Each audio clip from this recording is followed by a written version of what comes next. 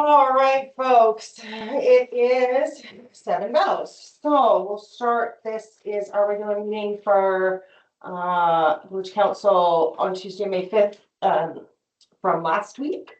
For those in attendance online, be aware that our meetings are recorded for public viewing and placed on a publicly available website.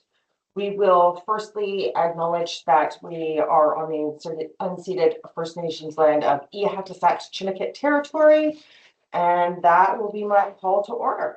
Motion to approve the agenda. Second. Thank you, Councilors Lewis and Janice.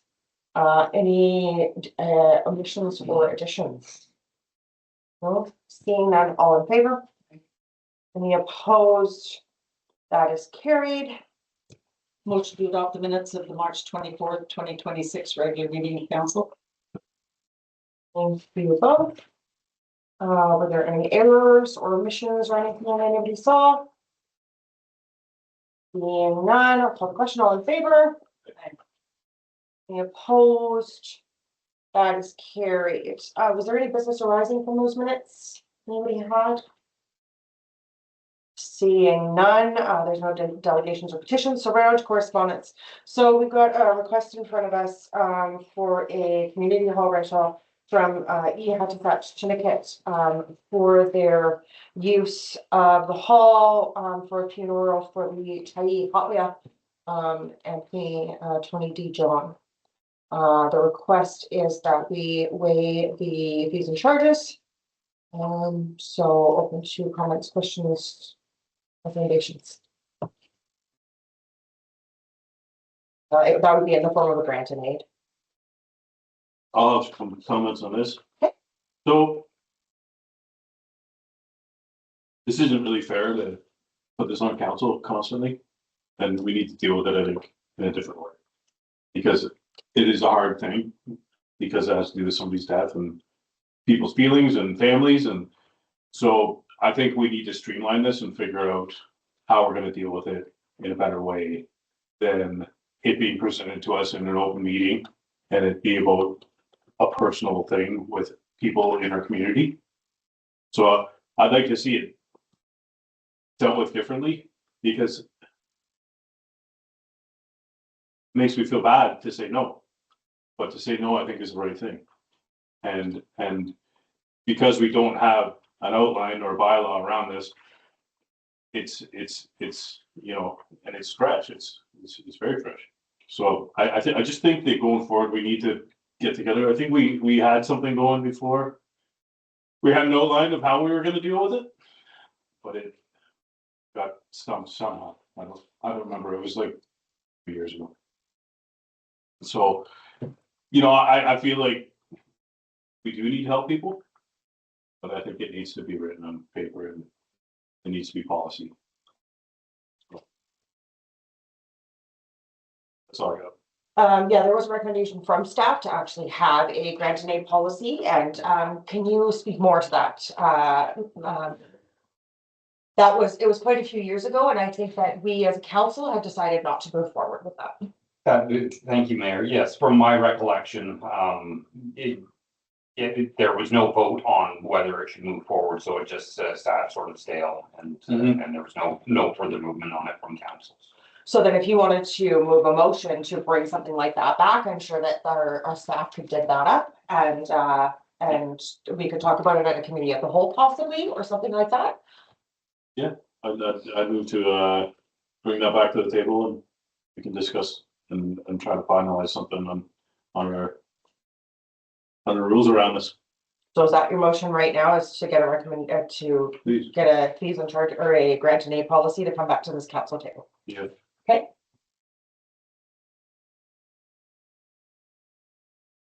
Is there a second for it? Second. Okay, perfect. So for discussion, anybody have anything else to say on it? I'm in favor of waiving the fee. So we'll deal with that next, but this is Okay. for a grant and aid policy to come back to council. No. Did you want to say anything about that one? No. So you want to grant it, so, well, should I take a vote? So does anybody have anything else to say on bringing No. up? I think we can. Call the question. All right, so calling the question for staff to bring back a grant and aid policy to this council table. All in favor? Aye. Any opposed? That's carried. Okay, so, to do with the correspondence, did you want to make a motion to put that? I'm up for conversation here. I think it's something that we've done, and especially in this case with the Tayahawah, it should probably be done again, barring any, formal policy that we have, but that's just my conversation about it. And I fully agree that being with the hereditary chief, that, it is definitely something that, I feel should be waived at this time. You want to make a motion for that? I'd like to motion that we waive the fees associated with the hereditary chief's, funeral, for the community hall. So, Okay, so that's one person and second. Any, conversation? Yes. Okay, oh, okay, Councilor Beck? Seeing that today is Red Dress Day, I would find it hard to vote against the motion, so I'm gonna vote for it. Okay, so I will call the question, and if there's something else, all in favor? Aye. Any opposed? That is carried. Thank you. I just have one question to staff. Will that come back to a committee of the whole for the grant and aid policy? Yes, it will. Perfect, thank you. Just wanted for clarification that it, okay.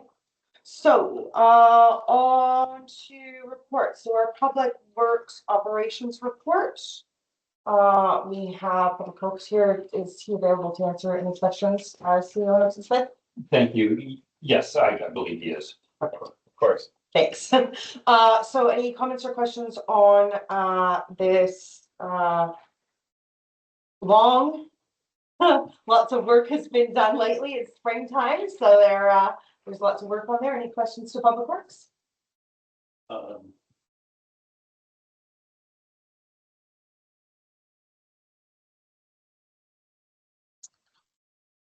Seeing none, I'll call the question. All in favor? Any opposed?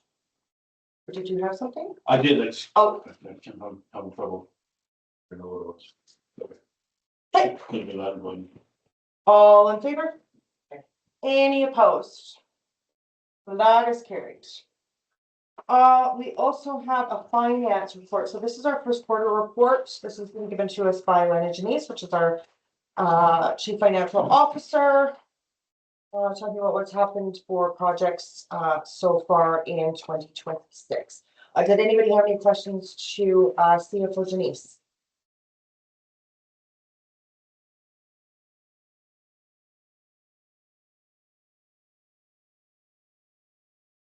I'm not seeing any, so I'm gonna call the question. Did you have anything else to add or anything for since printing? Thank you, Mayor. No, I. Okay, I just wanted to give you the opportunity in case you did since printing. All in favor? Any opposed? That's carried. Thank you for getting that to us, Councilor CFO Janice. It's appreciated.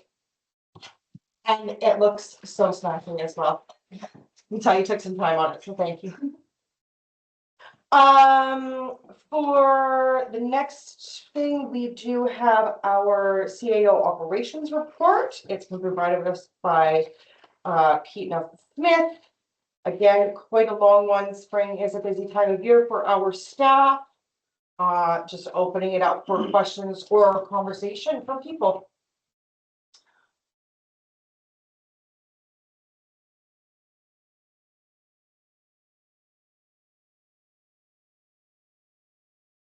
Again, we've got nothing. I had one question. I just was wondering about the annual performance planning. Are we going to pull a survey out of that? Was my intent. Is that going to be, so it's on the first page, Mayor Colbert and CAO Nelson Smith, which met with our CMP Sergeant Aaron Stevenson to discuss the annual performance. Is that's expected at a later date? We had talked about doing maybe a community safety survey. Oh, yes, so that is something that I'm currently working on. It's not, With them. not prepared yet, so. Okay, perfect. And will that come to a committee of the whole as well? Absolutely, yes. Just making sure. That's all.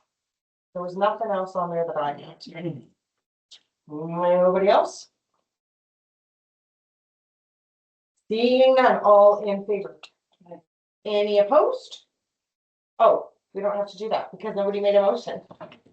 All right, so moving right along. We've got spring cleanup happening, and so there is a request for direction from staff from CEO Pete Nelson Smith. We've had annual cleanups before. There is a recommendation included in here. So if anybody wants to move that forward or has any questions for the CAO, he is available for questions. I'd like to move that Zeballos landfill tipping fees excluding construction and demolition waste be waived for the month of May, and that curbside pickup opportunities for large items be made available to the public during the month of May to encourage spring cleaning and property beautification. Second that. Perfect, thank you for that. Any other questions and comments on this one? I was just wondering if you had engaged the Commodore County Waste Management about when they'd be available to do any kind of partnership project with us on this. Thank you. I will pass to our public works foreman, Hudson Mahalik. I have the email, I just, people are away on holidays, so I'm getting a response right now. Okay. Yeah. Okay, thank you for that, appreciate it. I'll keep track. Yeah, right.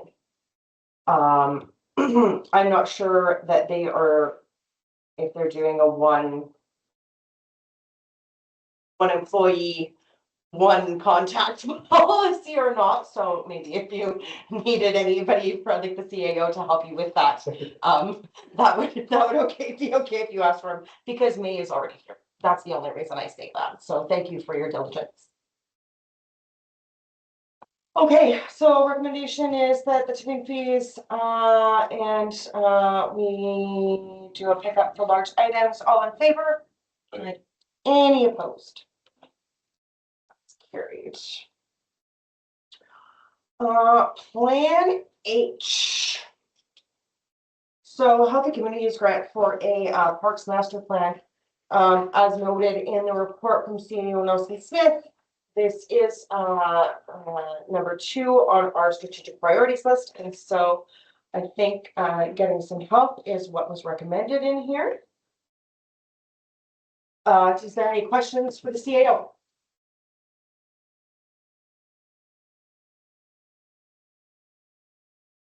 All right, so there's recommended motions. Recommend that the village as well apply for funding through the Plan H Healthy Communities Grant Stream to support the development of the Healthy Community Parks Master Plan.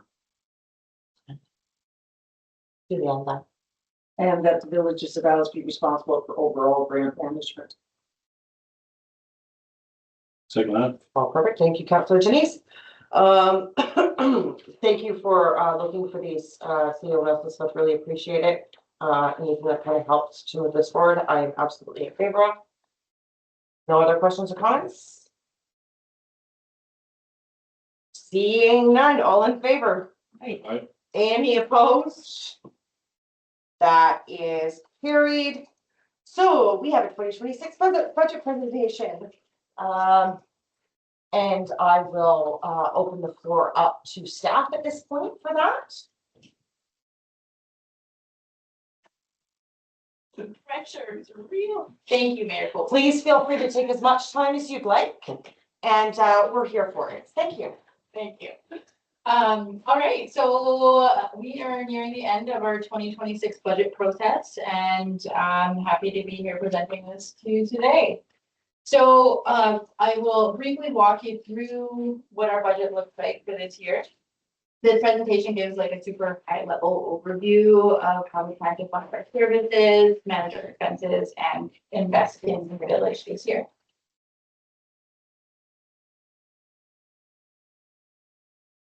So we'll start with the budget process, then we'll go through revenue, expenses, our key changes, and then into capital and taxation. Our budget is really the roadmap to everything the village does for the year. It balances the community's needs. It fulfills our legal requirements and gives us financial sustainability.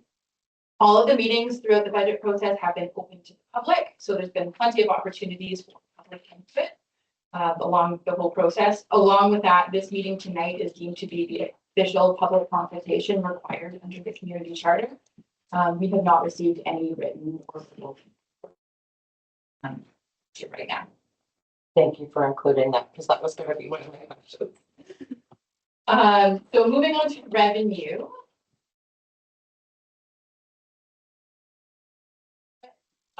This slide shows our operating revenue broken down by source. The total operating revenue for 2026 is about 1.54 million, which is up roughly 109,000 over last year. The biggest contributor to this continues to be grant funding, followed by taxation. And then you'll notice some of the smaller revenue streams like rentals and foreshore, which support our services. When we include borrowing, transfers, and utilities, the total revenue increases significantly to about 2.79 million. And a big driver here is the transfers from reserves, which are being used to support our capital projects this year. So that's why you're seeing that significant increase, almost $1 million over last year.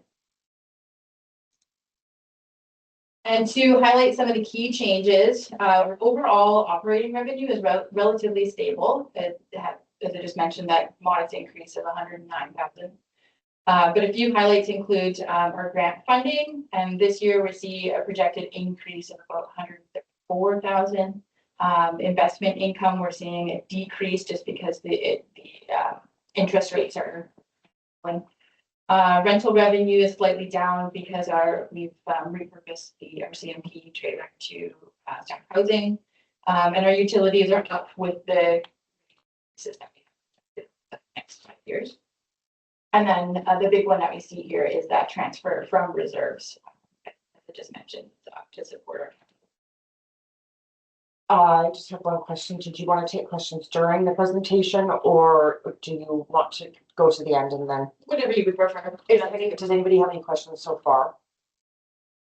I just wanted to put that out there just to make sure. And I actually have one. So you said that the changes, the change of over $1 million is our commitments to drawing out from our transfers from our reserves. Part of that is transfers from reserves and investing in our infrastructure, right? That's what you, okay, you're thinking, sure. So I also want to say that is visible within the village. So thanking staff for allowing us to, for recommending that we do that and invest so heavily in the village. People see it, it's tangible. I just really appreciate that. So thanks. So we are on anticipated revenue by share. So this chart here really tells a story about our funding model. About 63% of our revenue comes from grants, and taxation is only about 14%, which shows how limited our tax base is. The rest is made up of smaller sources like utilities, rentals, and so overall, we're highly reliant on external funding.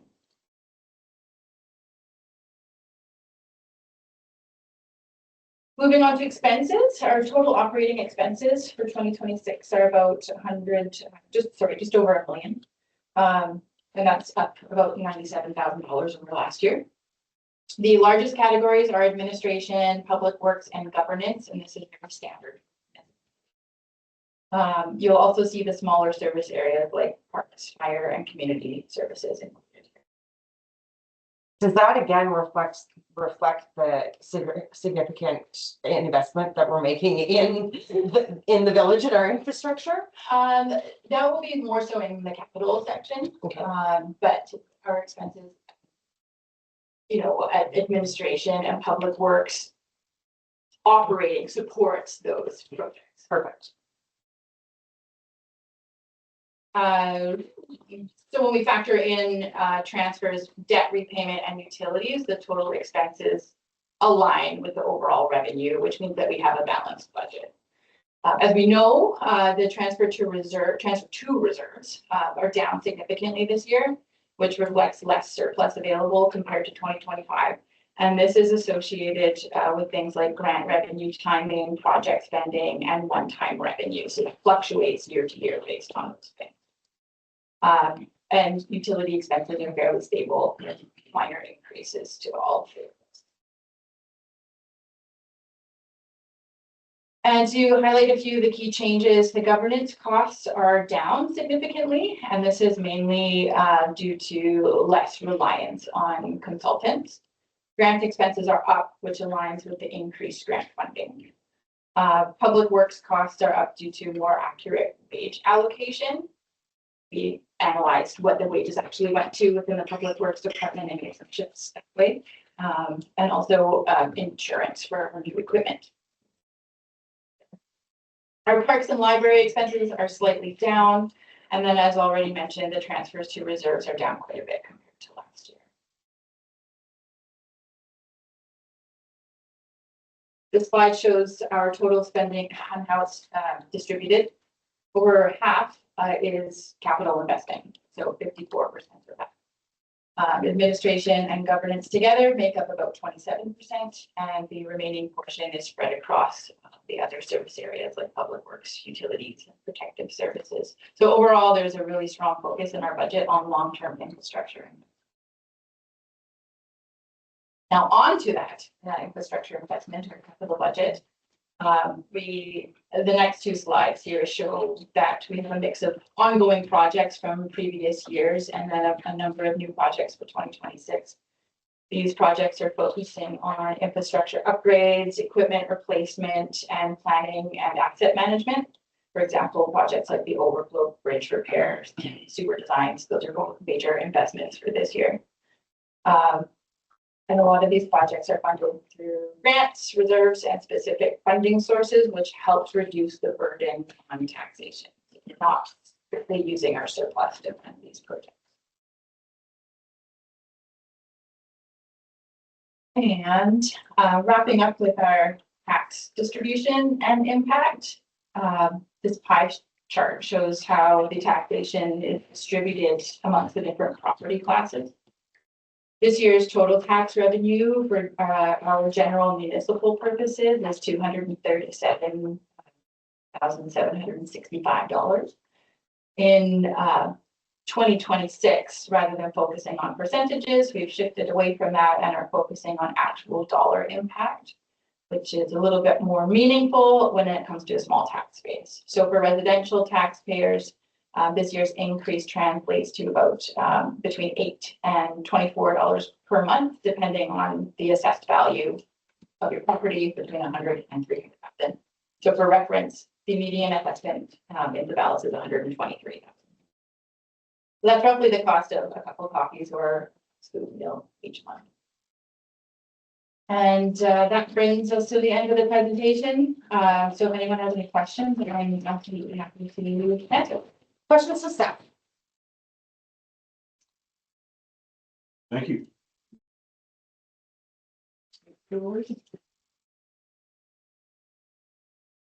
Surplus transfer into reserves. That would happen. When will that happen? So council will need to make a decision on how that $95,000 is going to be allocated into the reserves, and that's something that will happen at a future meeting. Perfect, just making sure. And I know that it's not very much this year because of circumstances. However, I appreciate that, that we've taken a lot out of those transfers to enable these projects to move forward. And that we will have to replenish somehow. And as we're already super grant dependent, there are no grants to put money back into our reserves. So thank you for that. Appreciate it. Really good presentation. I think that, oh, thank you for that, because I didn't know if Councillor Debbie had his hand up. So multitasking there. Thank you. CFO Janice. Hearing nothing from nobody except for many thank yous. Okay, It was all, I expected all of it, so no questions. Perfect. Good. Okay, so then we can move on to our financial plan, bylaw introduction. This is doing first, second, and third reading of the bylaw that reflects the budget presentations that we've had and the decisions that we've made over the last few months. I don't think that there's any surprises in here, as Councillor Deck said. And so this is our 5-year plan, as CFO Denise said, a roadmap going forward. So there are some recommendations in here, or there's one recommendation. Somebody could move that, and then I'll take questions to the staff if there's any. Move that bylaw 567 2026. Village of Zeballos 5-year financial plan 2026 to 2030 be given the first, second, and third reading. Second that. Perfect. So, thank you. Any questions to staff on this? No, this is just a reflection of what we talked about previously, but. Being none, I will call a question. All in favor? Aye. Aye. Any opposed? That's carried. Oh, so that was the tax rate. Now we have the tax, or that was the 5-year. Now we have the tax rate bylaw introduction. So the budget that we were just given, the presentation that we were just given, all reflects the decisions that we had made at a committee of the whole to move this forward. So now it is just a matter of doing the first, second, and third reading of that bylaw. Again, as staff said, moving away from that percentage format that we used before into a dollar amount that could be more meaningful, I think, for our residents. So recommendation is in there. Recommend that bylaw 568-2026 Village of Zeballos annual tax rate bylaw be given a first, second, and third reading. Second. So questions or comments for this one? Hearing none, all in favor? Aye. Any opposed? And that is carried. Okay, we've got one more report left for us, and that is our traffic and parking amendment bylaw. We have had some conversations on this as well as committee of the whole. That was our last committee of the whole, I believe. We made some changes that were outlined in that previous report about commercial users and wording around commercial, and also allowances for staff to be doing some enforcement work. So including new maps, new parking areas, lots of changes in here. So any question, or does somebody want to move the recommendation? Recommend that the Zeballos traffic and parking amendment bylaw 569-2026 be in first, second, and third readings. Second. Okay, any questions to staff about this? I know that we've been through it before, again, like I said. Hearing none, any feedback so far? None. Perfect. All right, thank you for that. I'm gonna call the question. All in favor? Anyone opposed? Hearing none, that is carried.